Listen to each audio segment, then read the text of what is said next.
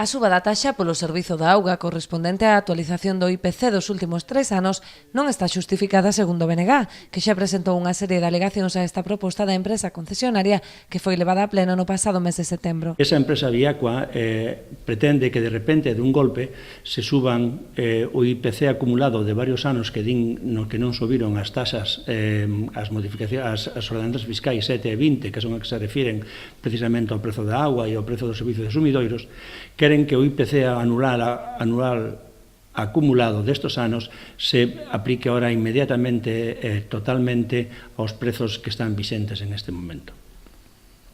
Naquela ocasión, no pleno de setembro, o BNG manifestouse en contra desa subida, en contra dese aumento. Ademais do incremento dos prezos da auga, da conexión e do mantemento dos contadores, critican a creación dunha nova taxa en concepto de reapertura, que ata o momento non existía. Se crea unha nova taxa, que é a taxa de reapertura. E esa taxa de reapertura implicarían 43,26 euros. Esa taxa non existe.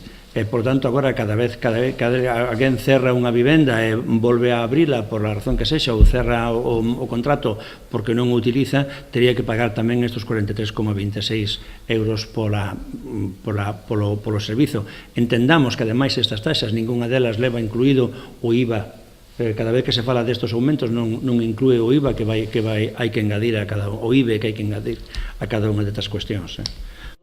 Os nacionalistas ofrecen asesoramento aos veciños e anímanos a presentar alegacións particulares contra esta actualización de prezos que consideran abusiva, posto que se trata dun servizo básico.